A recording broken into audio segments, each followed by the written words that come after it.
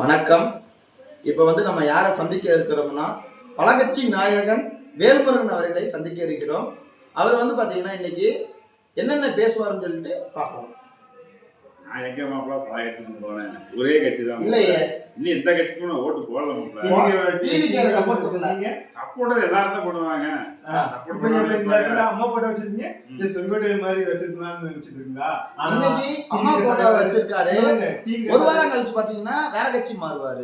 அதனாலதான் பலகட்சி நாயகன் சொல்லிடுறது. மனசுல யார் வேணும் வச்சுக்கலாம். நான் வேணாம்னு சொல்ல மாட்டேன். நாளைக்கு நீங்க கண்ணன் கட்சி கொடியே வந்து வச்சுட்டு வந்தா கூட ஏன் வந்து கேட்க மாட்டேன். ஏன்னா நீங்க கட்சியில சரி. ஏன்னா ரெண்டு பேரும் அடிச்சுட்டு இருக்கிறாங்கிறனால ஒரு ஆதங்கத்துல போனேன். சரி, சரியில்லைன்னு தெரிஞ்சிருச்சு. மறுபடியும் அதே கட்சிக்கு வந்து. சரி, இப்ப எந்த கட்சிக்கு போற மாதிரி இல்ல. அடுத்த மாசம் வந்து பாத்தீங்கன்னா எலெக்ஷன் அறிவிக்க போறாங்க. அப்ப வந்து எந்த கட்சிக்கு நீங்க வேலை செய்வீங்க, எந்த கட்சிக்கு சப்போர்ட் பண்ணுவீங்க?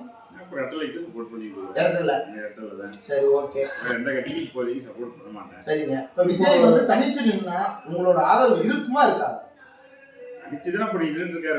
கூட்டணி மட்டும் நின்று செங்கோட்டையன் உங்க கூட சேர்ந்தவரு அங்க போய் ஜாயின் பண்ணிட்டு முதல்வர் படத்தை யூஸ் பண்ணலாமா? அவரு செங்கோட்டையன் யூஸ் பண்ணலாமா? வழக்கு தான் போடணும். வழக்கு யார் போடுவா? நீங்க தானே போடணும். போடுவாங்கல்ல. யார் போடுவா? எல்லாம் வேடி பார்த்துட்டு இருக்காங்க. வேட்டி கட்டி கேஸ் போட்டீங்க. இப்ப எம்ஜிஆர் படத்தையும் யூஸ் பண்றாங்க, அம்மா படத்தையும் யூஸ் பண்றாங்க. ஒரு கட்சிக்கு தாவிட்டாரு. அதுல வந்து அவரோட அனுபவமே அவரோட விஜயோட அரசியல் வாழ்க்கை கூட இல்ல. அவரோட வயசு தான் இவரோட அனுபவமே. அப்ப அந்த அந்த கட்சியில ஜாயின் பண்ணிட்டு புகைப்படத்தை பயன்படுத்தலாமா? அதாவது வச்சு நடவடிக்கை எடுப்பாங்க. நடவடிக்கை எடுத்த மாதிரி தெரியல. அது அந்த பையனை வச்சுட்டு போறதுனால எல்லாம் கட்சியை விட்டு நீக்கியாச்சு. வேற கட்சிக்கு போயிட்டாரு.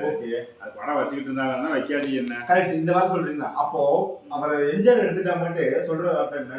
எங்க கட்சி தலைவரை தூக்கிட்டாங்க, எங்க கட்சி தலைவர் இந்த மாதிரி பண்றாங்க அப்படின்னு மட்டும் ஏன் சொல்றாங்க? சொல்றவங்க சொல்லிக்கிட்டே இருக்குது.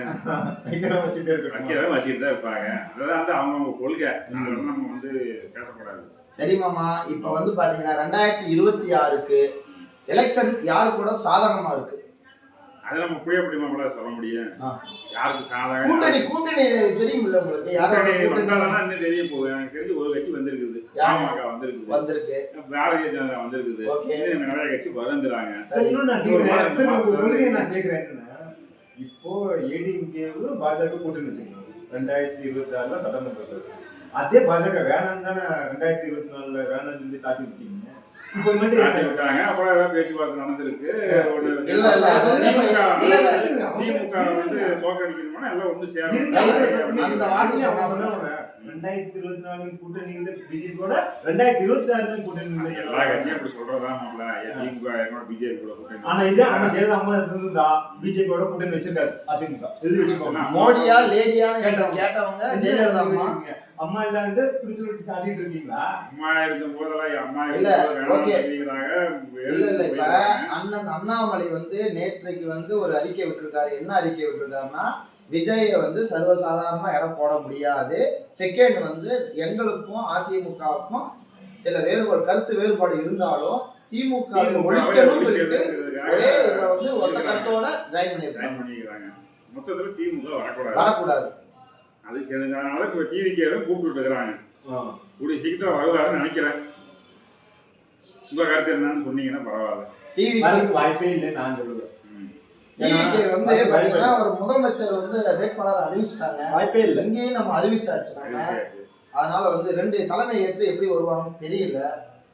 அது ஏதோ பேசி இன்னும் 1 மாசம் வந்து 2 மாசம் தான் இருக்கு. அதுக்குள்ள ஏதோ நல்ல முடிவுக்கு வருவாங்கன்னு நினைக்கிறேன். 4-3 போட்டு நம்ம 2024 நடக்கும். சரிங்களா? சீமான் தனிச்சு நினைத்தாரு. ஏன்னா சீமான் வந்து விஜயோட கூட்டணி இருக்கலாம்னு பிளான் பண்ணிட்டு இருந்தாங்க. அவங்க தனிச்சு நினைத்தாங்க. விஜய் தனிச்சு நிற்கிறார். அதிமுகவும் தனிச்சு நிற்குது. பிஜேபியோட கூட்டணி டிஎம்கே தனியா பாருங்க. 4-3 போட்டி தான். அவங்க அன்னைக்கே சொல்ல கருவி விஷயத்துல இருந்து அதுக்கப்புறம் பின்னாடியே சொன்ன வார்த்தைகள் வந்து அப்ப எடுத்த என்ன நிலைப்பாடோ இப்பவும் அதே தான் நிக்கிறேன்னு சொல்லி டிவிக்கு சொல்லிட்டாரு. இப்ப அப்படி நிர்மல்குமார் சொல்லிட்டாரு. இன்னைக்கு எலெக்ஷன் நெருங்குதான் காட்சிகள் மாறும். இன்னைக்கு உங்க பொதுச் செயலாளர் தேர்தல் அறிக்கை கொஞ்சம் சொல்லியிருக்காரு. அவர் சொல்லிருக்காருல, மகளிருக்கு 2000 பஸ், ஆண்களுக்கு இலவசம் சொல்லிருக்காரு. எத்தனை நாள் இலவசமா கொடுத்தீங்க? இது கல்வியோ மருத்துவத்தையோ இலவசம் கொடுக்கணும் வாயிலுக்கு வர மாட்டேங்குது. இப்பதான் ஓராக்கியே விடுறாங்க. இலவசம் கொடுத்துட்டீங்க, நீங்க கொடுத்துட்டு போயிருவீங்க. குடும்பத்துல இருக்கவங்களுக்கு வேணும் தானே வரி எச்சா போட்டுட்டு இது பண்ணிட்டு இருக்காங்க. விஜய் மட்டும் போட மாட்டாரா? அவங்க இலவசம் கொடுக்கலன்னு தான் நம்ம சொல்றாரு. என்ன கொடுக்குறாரு? நான் நீங்க ஒரு வண்டி வாங்குற அளவுக்கு உங்களோட சம்பாத்தியத்தை ஏற்றுவேன் அப்படிதான் அவர் சொல்றாரு. பார்க்கலாம் என்ன அவர் அறிக்கை விடுறாருன்னு போனாதானே தெரியும். இதுவரையும் அறிக்கையே விடலை, விட்டாதான் தெரியும். பார்க்கலாம் என்ன சொல்றாருன்னு பார்ப்போம். விஜய் வந்து பனையூர்ல ஆபீஸ்ல தான் வந்து கட்சி நடத்திட்டு இருக்காரு.